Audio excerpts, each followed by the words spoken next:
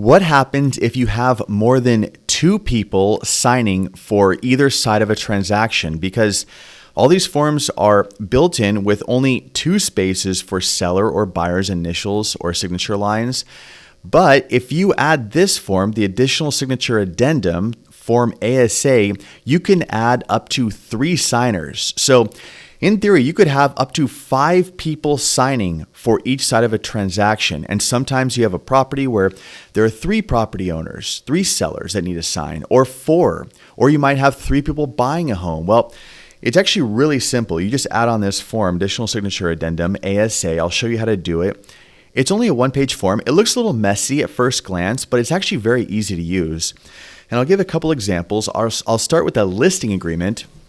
So naturally, with a listing agreement, you're going to have the seller names up here, but we're pretending there are 3 sellers. Let's say 3 people are co-owners in a property. Well, you can only fit seller 1 and 2, and only seller 1 and 2 can initial. But if you go down to the bottom where you see the 2 spaces for seller 1 and 2 to sign, there's a checkbox, additional signature addendum, form ASA. Check this box. It incorporates this.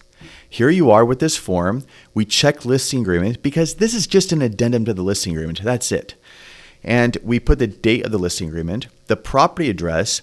Now we need to reference who the parties are on the listing agreement. We put seller 1 and 2. We don't need to add seller 3 here yet.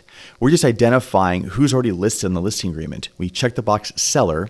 Now it's saying between. Who are the parties? Well, it's not a buyer and seller because it's a listing agreement. It's just a seller and a broker. So we put the seller up here, we put the broker down here, we check the broker box. Then we go down.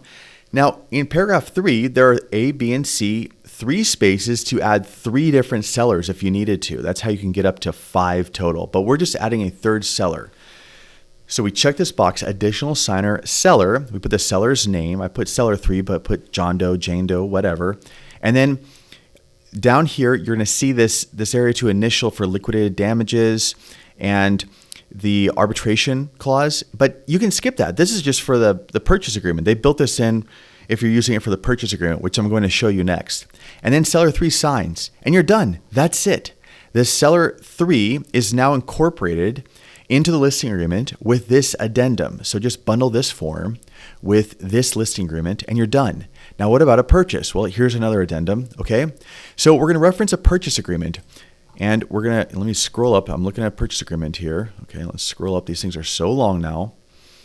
And we get up here, okay, we have Bobby Buyer. So that's one of the parties you're going to mention since there's the word between on the signature. Oh, you know what? And by the way, it's asking you here, see how it says seller initials, buyer initials? That's the liquidated damages. And then arbitration, that's what you're seeing added right here. Okay, so this does apply with a purchase agreement. We're pretending there are 2 sellers. Now you could do this exact same thing with 3 buyers. So we're doing the 3 seller example. You could do this with 3 buyers, same idea. But we get down here, same idea as on the listing agreement. We have seller 1, seller 2. If more than 2 signers, we check this box. We automatically bring in this document. We check residential purchase agreement. We put the date, property address.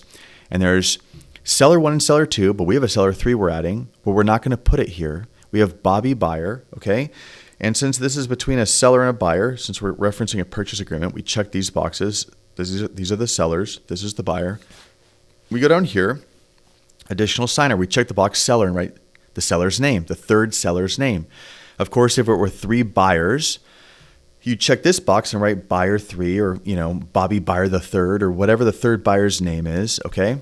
You don't need to do anything here unless you're adding an entity. If you're adding an entity that's not on the contract, that's why there's a by and a title. If you're adding let's say there's a corporation or another LLC or something, that's the only time you'll use this, if you're adding it after the fact.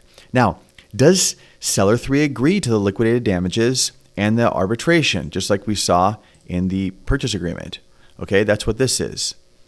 And if so, you're going to check the appropriate box. And of course, you're going to sign. That's it. Seller 3 signs and you're done. That's all that needs to be done. So I know I kind of went through this quickly, but I hope you find this helpful. It's very easy to add a third, fourth, and even fifth signature to any document in a transaction. You just modify it up here. You need to add it to not a purchase agreement, not a listing agreement. Check this box, write other, fill this out down here. You can use this on any document in a transaction. Hope this helps. Thanks for watching.